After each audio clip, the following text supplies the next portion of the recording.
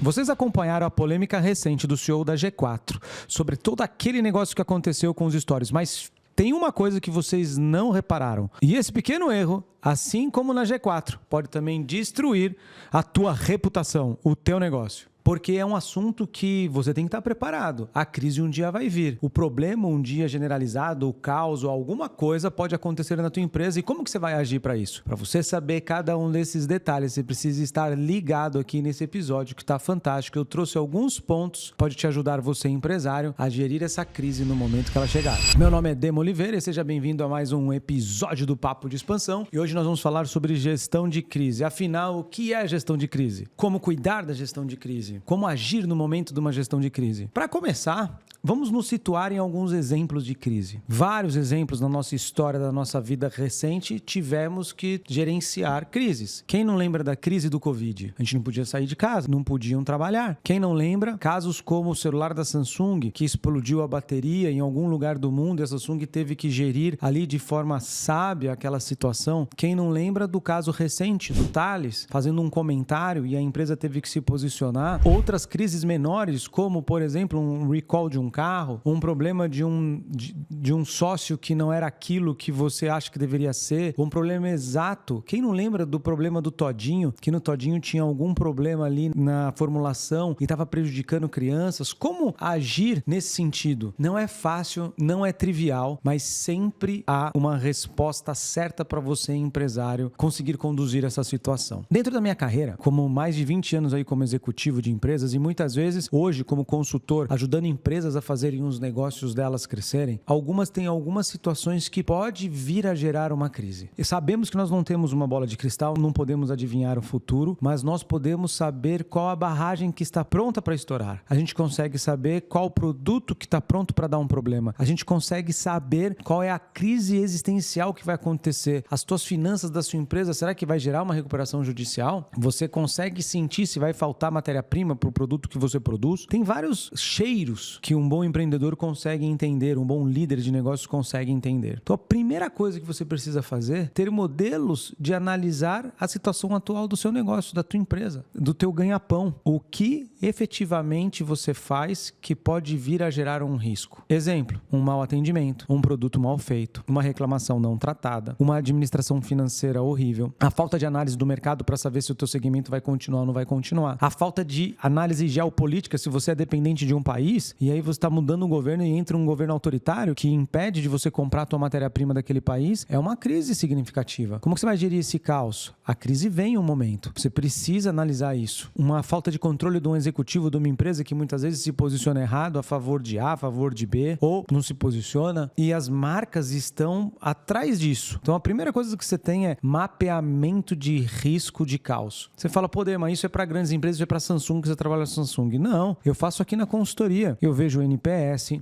dos clientes, eu vejo se tem cliente que vai dar algum problema de reclamação, eu identifico se tem algum processo que está errado, eu identifico se o clima interno está bom ou não. Eu olho nos principais segmentos de clientes da Goshen Land, vejo se tem algum segmento que está tendo algum problema no mercado. Então, recentemente, o Brasil está passando por uma gestão de crise significativa. Existe queimadas a todo momento. Existe queimada no Centro-Oeste, queimada no interior de São Paulo, queimada na Bahia. E essa é uma crise quase que impossível de ser solucionada. Vem de governo atrás de governo. Tem a ver com muitas coisas, mas e o fazendeiro que perdeu a tua produção? É a pessoa que vai perder o emprego? É os animais que perderam as vidas deles? Os seres humanos que se prejudicam com isso? A natureza, etc. É gritante. Como agir diante disso? Se eu sou um empresário do agro e eu sei que eu estou correndo esse risco, eu já tenho que olhar. Será que todas as minhas fichas estão no mesmo investimento? Será que eu não tenho que diversificar investimento? Entre outras coisas. Então, a primeira coisa é mapeamento. Você mapeia. Você fala assim, pô, tá tendo uma crise lá, tá pegando fogo lá na fazenda do vizinho. Eu lembro que eu estava indo trabalhar na Samsung. Um amigo meu lá da Itália me liga e fala assim, Dema, aqui na Itália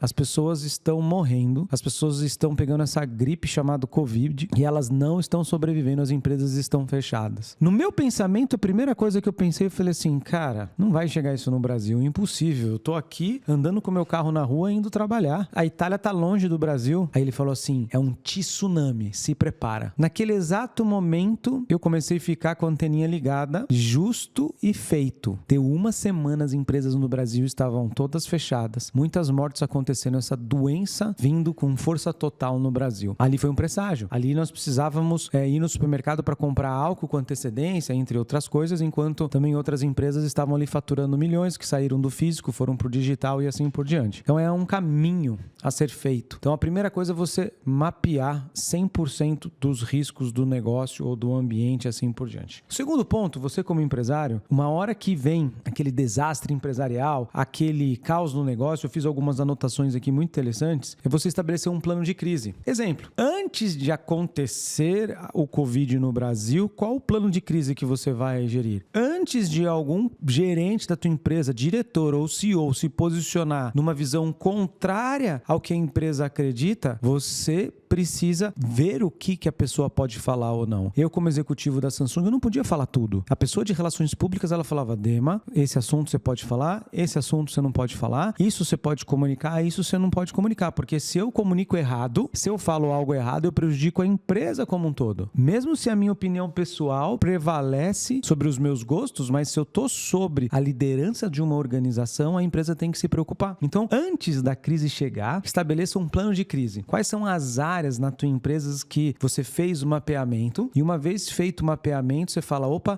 eu preciso treinar melhor meus gerentes. Eu preciso tomar cuidado com a minha linha de produção de fábrica e ali eu preciso talvez ter mais cautela. Eu preciso me relacionar melhor com sindicatos e assim por diante. Então, nesse mapeamento, você já cria ali um possível plano de crise antes da crise acontecer. É óbvio que nós não queremos que a crise venha. É óbvio que nós não queremos que algum problema aconteça. Mas quando vem, a grande velocidade te ajuda nesse sentido. E falaram recentemente, um outro exemplo fantástico, tem um cliente nosso que é a Panelaço Pet. A Panelaço Pet, ela vende rações de altíssima qualidade para o Brasil inteiro. A Panelaço, especificamente, no sul do país, a Goshen Land fez consultoria para ela. E com as enchentes, que além de matar pessoas, destruiu boa parte ali das cidades, principalmente próximo de Porto Alegre, no Rio Grande do Sul, ela tinha distribuição de ração ali. Quando acontece uma crise dessa, que veio da noite para o dia, começa a cair água. O que a empresa faz para gerir? Ela tem que ser rápida, veloz e transparente. Porque ali tem produtos que vão ser estragados de clientes, ali vão ter vendedores que não vão receber sua comissão porque eles não têm mais para onde vender. Ali tem que, você está com a tua produção que ia ser distribuída para Rio Grande do Sul, você tem que distribuir para outro local. E ali tem funcionários e colaboradores seus que trabalham na região que você precisa dar todo o carinho e cuidado. Então a empresa ela fez uma gestão de crise fantástica. Ela conseguiu antecipar, conseguiu transferir as vendas para outros estados, conseguiu ajudar o que podia ajudar, colaborou com a situação para que essa crise passasse e de fato passou e os negócios voltaram a acontecer lá no Rio Grande do Sul. Mas eles já sabem, se isso acontecer, quais são as atividades para serem feitas. Então a primeira coisa que você tem que fazer, a segunda coisa é uma comunicação transparente e rápida. Durante uma crise, manter a calma, juntar o time. Então essa empresa trabalhou até às 11 da noite, meia-noite, virava a noite no sentido de analisar ali, né, quais eram os melhores caminhos para poder resolver essa crise. E isso é algo que nós temos que fazer. Se a crise está vindo, é um momento de urgência. O leão está vindo, então você tem que sair correndo, você tem que se preparar para se defender do leão. Então é algo muito significativo. Depois, você precisa ter um time preparado para a crise. Eu passei um problema muito sério. Em algum momento da minha carreira, dos meus investimentos, teve uma empresa que eu tinha e essa empresa foi atacada por haters. Antes dos haters serem tão famosos assim.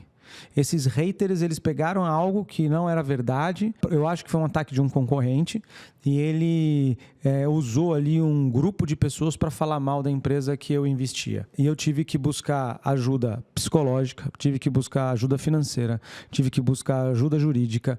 E aí eu fui buscar uma grande diretora de relações públicas que eu falei assim, ó, eu tô com um problema nessa empresa que eu tô investindo. Aconteceu que eu acredito que um concorrente pagou uns haters para falar mentiras a meu respeito. São mentiras infundadas, são coisas assim horripilantes e tá queimando meu filme, tá jogando minha nota do Google Meu Negócio lá pro chão e já tô começando a perder dinheiro, me ajuda, o que eu faço? Eu usei todas as ferramentas, mas eu fui calmo, mas eu agi rápido, busquei um time de suporte, alguém da área financeira, alguém da área jurídica, uma pessoa específica por relações públicas, fui na TV para falar essa situação, entre outras coisas, e isso foi ali fundamental para que eu pudesse superar a crise. Sofri com a crise? É claro que eu sofri. Foi muito complexo, né? Mas eu estava com uma equipe preparada para me ajudar. Outra coisa, é muito importante a gente olhar as mídias. Uma vez que você sabe gerir crise, sabe mapear, sabe qual que é o problema, ou teve uma crise e teve que corrigir, você não pode ignorar as mídias, você tem que mapear. Você tem que olhar quantas notícias estão saindo, o que estão falando de vocês, como faz para poder apaziguar. Muitas vezes é uma postura de automaticamente ir na mídia e falar assim, querida mídia, aconteceu esse erro, sabemos do erro, vamos corrigir. Um exemplo famoso, que foi o próprio celular da Samsung da bateria que explodiu, que foi o Note 7. Isso aí foi amplamente divulgado, mas a empresa se posicionou de forma digna. Chegou e falou assim, sabemos do problema, vamos parar a produção imediatamente de todos os produtos, vamos recolher todos os produtos que estão ruins, fiquem tranquilos, vamos dar todo o suporte. E elas treinaram todos os executivos da empresa ao ser questionado por um jornal como se posiciona de forma salutar, correta, para poder garantir a integridade da marca. Quando a gente pega o exemplo lá do executivo da G4, ele passou ali uma forma de uma visão. Não vou entrar no mérito se eu concordo ou se eu não concordo, não vou entrar no mérito você que está assistindo se você concorda ou não concorda, mas ele passou ali uma visão e depois ele explicou a visão. Só que a primeira frase que ele colocou já bloqueou a mente de quem estava assistindo, quem estava lendo. Então nem conseguiu terminar de ler absolutamente tudo. Ele não estava falando da mulher, ele estava falando da mulher para ele.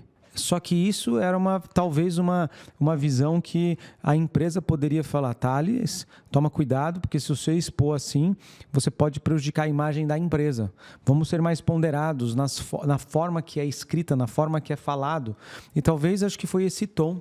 Eu vi comentário assim, mas ele é assim mesmo. Cara, eu não quero falar da pessoa, eu quero falar exatamente da situação. A empresa agiu rápido, ela simplesmente tirou o Thales ali como CEO da organização, ele virou conselho, ao meu ver, continua direcionando uma empresa, no entanto, colocou a CFO como CEO da organização. O importante foi que a empresa tomou uma decisão, ponto. E eu não sou o cara que deixaria o negócio acontecer até o final. Talvez, no lugar, eu ia falar assim, pegou mal, legal, agora você vai abrir uma live ao vivo para todo mundo, pode bloquear comentário e vai explicar qual foi a tua posição e vai deixar naquele exato momento explicado qual foi a posição, que você errou, que você está arrependido, que você vai corrigir, etc. E já trazer as coisas que vão melhorar para a empresa. Exemplo, vou fazer treinamento de linguagem não ofensiva para todos os gerentes, para todos os diretores, para todos os vendedores. Vou melhorar a minha comunicação nas redes sociais. Vou treinar o meu time a melhorar minhas comunicações na minha rede social. Vou criar aqui uma ONG que vai ajudar a criar melhor comunicação em redes sociais. Uma rede social mais inclusiva. Eu não sei qual é a postura da empresa nesse sentido, mas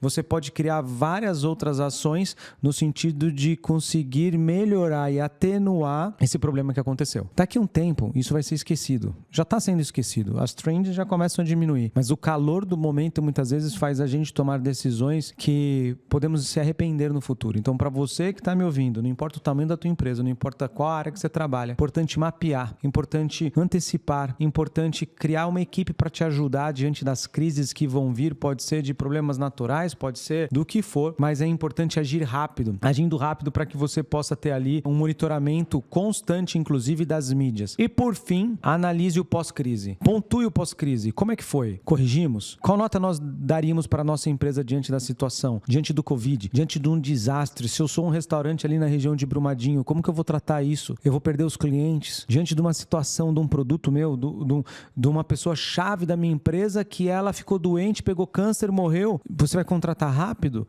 Como é que você vai criar ali na tua empresa pessoas que vão estar sempre numa escadinha para você poder substituir? Um problema sério com o dólar que foi para a lua. Quantas vezes eu trabalhei em empresa que o dólar cresceu tanto que as empresas quebraram? Quantas empresas vocês não estão ouvindo que estão entrando em recuperação judicial? Então é importante olhar depois da crise, o pós-crise, qual nota que você dá para você.